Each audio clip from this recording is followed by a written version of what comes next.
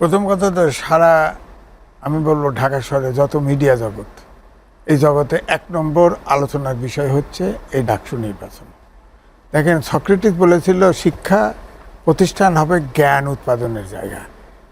১৯৫টা দেশ আছে, তার ১৫০ দেশ, কম বেশি ১৫০ দেশে সংগঠন আছে, ছাত্র সংগঠন, কিন্তু আমাদের মতো পলিটিক্যাল পার্টির এলি নাই কোথাও। যে কনসেপ্টটা বলা হয় যে যদি ডাকসু না থাকে, চাকসু না থাকে, তাহলে তো লিডারশিপ তৈরি হবে না। তো লিডারশিপ তো আমি এই জন্য বলছি, কোনো ইউরোপিয়ান দেশে তো লিডারশিপ ছাত্র থেকে তৈরি করা হয় না, কিন্তু তৈরি হয়।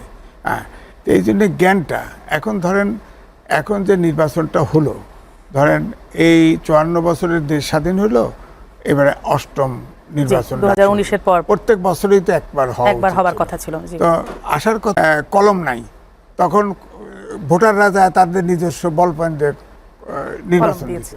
শোনা গেছে বিভিন্ন রাজনৈতিক দলের নেতাকর্মীরা সারা ইউনিভার্সিটি ঘেরাও করেছিল, এটা ঠিক।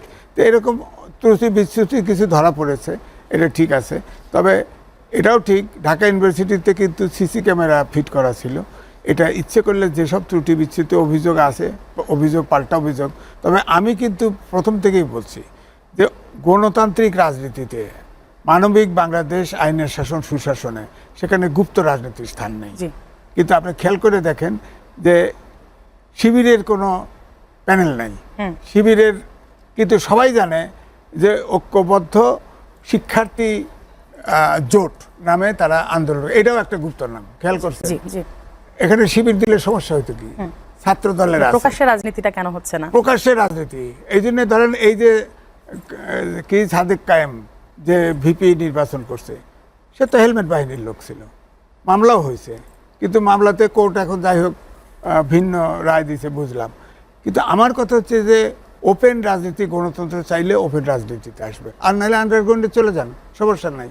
তাহলে ইলেকশন দরকার নেই, আপনি ডাইরেক্ট আমস্ট্রাগলে চলে যান, অথবা রক্কাটায় চলে যান, যা খুশি করেন, আন্ডারগ্রাউন্ডে যান, জেএমবি হয়ে যান, সমস্যা নাই। কিন্তু ওপেন রাজনীতি করতে হলে আপনাকে ওপেন আসতে হবে। মানে এখানে গুপ্ত রাজনীতি চলবে না। গুপ্ত রাজনীতি চলবে না। গুপ্ত রাজনীতি এটা কখনোই ভালো ফল দেয় না, ভালো ফল দেয় না। দেখেন এখন গুপ্ত রাজনীতির আচরণ দেখেন, লাস্টে এই সাজিদ কায়েম কি শব্দ বলেছে জানেন? যে এই নির্বাচন যদি বানচাল করার চেষ্টা করা হয়, তাহলে সেই ফেসিবাদীর মতোই এখান থেকে বিতরণ করা হবে। এই ভাষাটা কি খুব ছোট ভাষা? অর্থাৎ অরিজিনাল গুপ্ত রাজনীতির ওই যে হেলমেট বাহিনীর যে ভাষা, সেই ভাষাটা কিন্তু চলে আসছে। কিন্তু আমরা তো এখন শিক্ষা প্রতিষ্ঠানের শান্তি চাই। আপনি দেখেন প্রত্যেকটা, আপনার বোঝা গেছে প্রত্যেকটা হয়তো নাম বিভিন্ন রকম দিছে, কিন্তু সব সংগঠনে কিন্তু আপনার অভ্যুত্থানের যে নেতারা ছিল তারা কিন্তু অগ্রভাগে আছে। শুধু এই দলটি কিন্তু এখনো ইলেকশনও করছে, কিন্তু গুপ্তভাবে। আমি বলবো এটা উচিত হয় নাই। আমি বলছি এই জন্যেই, আমি আগেও বলেছিলাম যে যদি শিবির জেতে, তাহলে এই ডাকসুর চরিত্র বদলায় যাবে। কারণ শিবির যদি জেতে, শিবির প্যানেল, ডাকসু যতক্ষণ ছিল সব ওই সময়ের যত আন্দোলনের ডাকসু কিন্তু নেতৃত্ব দিয়েছে, কিন্তু এই শিবিরের নেতৃত্বে কেউ যাবে না। আপনি দেখেন, অর্থাৎ ডাকসুর ক্যারেক্টার বদলে যাবে। এটা আন্দোলনের যে ঢাকা ইউনিভার্সিটি সূতিকাগার বলা হয়, সূতিকাগার হবে না, এটা খালখন্দ হবে, এই আন্দোলন হবে না। কারণ গুপ্ত রাজনীতির সাথে কেউ তো ঢুকবে না। এই জন্য আমি বলবো যে অভিযোগগুলো আসছে, এই অভিযোগগুলো তদন্ত হওয়া উচিত। পরিষ্কারভাবে যারা অভিযোগ করেছে তাদের স্যাটিসফাই করা উচিত।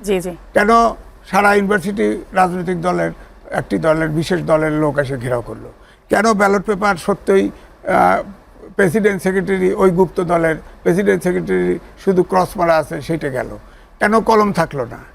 কেন কোনো হলে প্রার্থীদের প্রবেশাধিকার ছিল, কোনো হলে ছিল না? কেন হলো?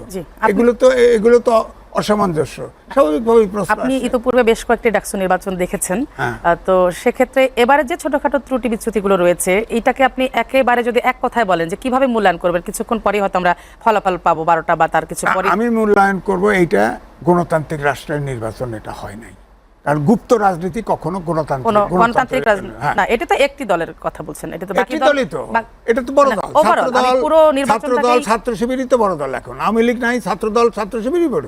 ছাত্রদল তো আরো করে গুপ্ত রাজনীতি না করে প্রকাশ্যে রাজনীতি করা উত্তম, এবং সেটি দুই হলো এত নিরাপত্তা নেওয়া হয়েছে, বলয় তৈরি করা হয়েছে, এটাতে আমি কিন্তু দ্বিমত করছি না।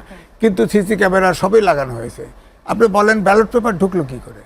আপনি কোনো হলে ঢুকতে দিচ্ছেন, কোনো হলে ঢুকতে দিচ্ছেন না, কোনো জায়গায় কলম পাওয়া যাচ্ছে, কোনো জায়গায় কলম পাওয়া যাচ্ছে না। এখন প্রার্থী যদি আপনার নিজের কলম দিয়ে ভোট দিয়ে যায় কেমনে হবে?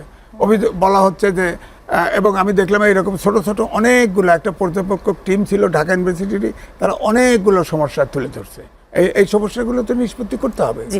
এবং আমি ভিসিকে বলতে শুনেছি আমাদের প্রত্যেকটা জায়গায় সিসি ক্যামেরা ফিট করা আছে, সবটা প্রমাণ করা সম্ভব। তো ইমিডিয়েটলি রেজাল্টের পাশাপাশি ওইগুলো প্রমাণ করে হাজির করুক, তাহলে তো কনফিউশন থেকেই যাবে। এই ডাকসু নির্বাচনের একটা কেউ বলবে ষড়যন্ত্র হয়েছে, কেউ বলবে এটা যদি না মানেন তাহলে